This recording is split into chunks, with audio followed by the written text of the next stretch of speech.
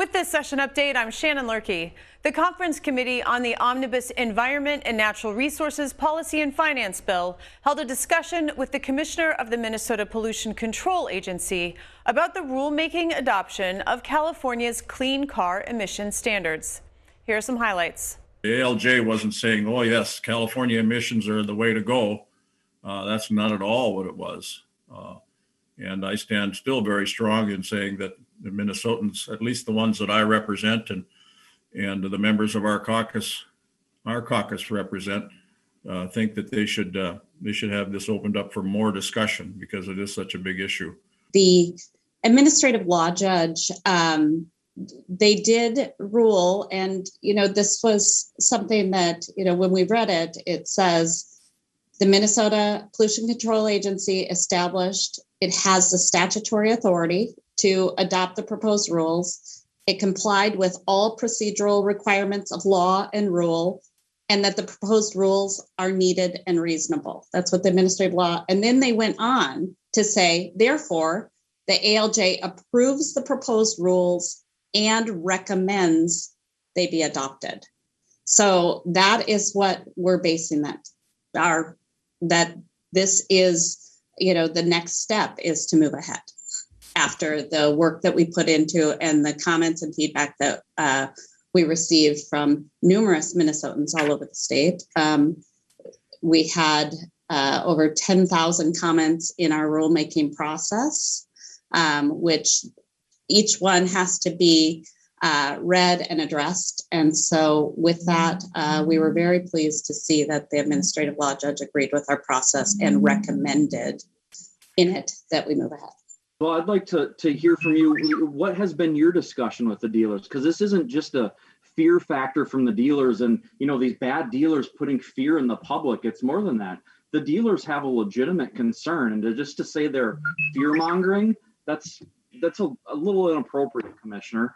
I would like to hear what your conversations have been with the dealers and why they think we should do this. I haven't heard a single dealer say this is good. I also haven't heard a single dealer fear mongering. We have talked with dealers. We have talked with MATA. We met with them. They came into the agency. They came into the governor's office and met with the chief of staff as well. And we also met with the manufacturers a number of times. So we listened to those concerns and fears that they have. And we have been building out the infrastructure. I'm also really pleased that the House has addressed some of those concerns that they have by also looking at the infrastructure, also looking at consumer incentives, as well as dealer incentives because of concerns that the dealers expressed. With all due respect, I find it confusing that we're discussing clean cars rulemaking. I appreciate the commissioner and staff being here to answer questions, but this rulemaking is within the purview of MPCA, the Minnesota Pollution Control Agency. If they don't have authority over vehicle emissions, which cause pollution, I'm not sure what their role is. The ALJ just ruled that the proposed rules are needed and reasonable. Needed to me sounds like they are necessary. This is settled science that we have to be addressing greenhouse gas emissions. We need to be bringing them down to address climate change. This is something that has to happen. But I've made it very clear that we're not going to move forward unless our stand on this is accepted. And I've got very little conversation out of the commissioner or the governor's office with regards to any kind of a compromise over the last couple of years. And I'll state that we stopped the LCCMR from moving forward. And now what's on the line is not only the budgets, but as you said, the other things that are on the line are certainly up to you as to whether you want to do that or not. And if you think that this little compromise is worth doing what you're talking about, then we may as well just postpone the meeting and call it off, because that's where the Senate stands. And I don't think that's unreasonable at all. The effect of the Senate's moratorium would prevent the clean cars rules from going into effect until 2027. It's 2021 right now. And this is a full 3 years after the current effective date of 2024. That would mean 3 full years before Minnesota's consumers will see increased vehicle choice that they've been demanding. 3 full years of not supporting Minnesota's growing EV manufacturing jobs and technology. 3 full years of sitting on the sidelines as other states benefit from latest innovations from the auto industry that is investing hundreds of billions of dollars into electric and clean vehicles. And 3 full years where Minnesotans' environment and climate will not see the benefits of these standards. Under the proposal that you have before us, it would not go into effect until 2027. Why wouldn't you entertain the opportunity to have 201 legislators who represent all of Minnesota, from Hallock to Preston to Rock County, all the way back up to Coochin County? I mean, why wouldn't you want that? We have public comment periods. We have facts that have to be looked at. We have science that needs to be accounted for in the process. And we feel, and the administrative law judge agreed that that process warranted moving ahead with this rulemaking. And that is, the process that we're following. The last committee hearing, when you came into my committee, you gave out a great handout, and I do read them. Honest, I do. I think they have great information on them. And one of the things that really surprised me was the location of the MPCA right in Brainerd, which I was not aware of. It's in the business park, and so I guess I had not visited there.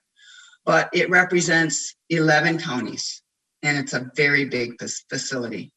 And there's absolutely no reason why outreach from Greater Minnesota couldn't have been done there. And I know you delayed the implementation for a year.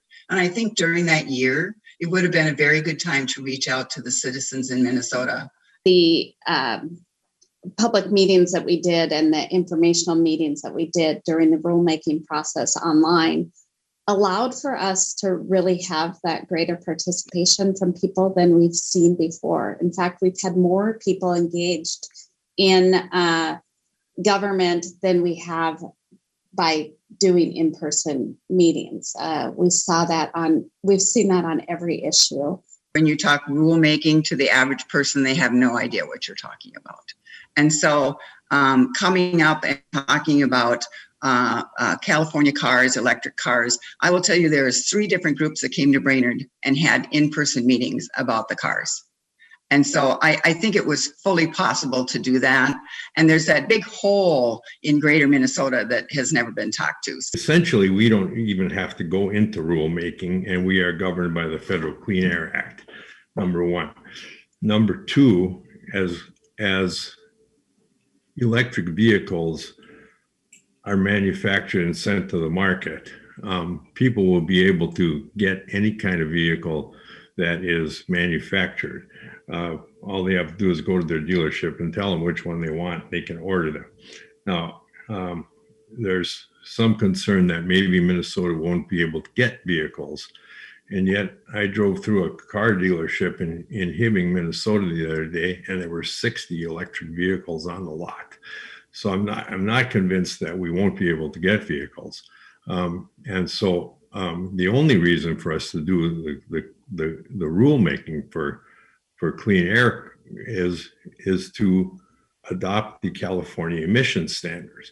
And when we adopt the California emission standards, we have to adopt them, if I understand this correctly, we have to adopt them exactly as California writes them.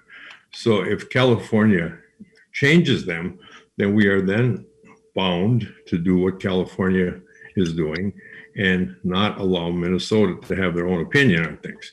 We see in so many ways, if you look at where a lot of these critical minerals are mined, it's done in areas where it's not, environmentally friendly or responsible. And in many cases, you've got in other countries, children mining some of these critical minerals that are needed in electric vehicles in the Congo and places like that.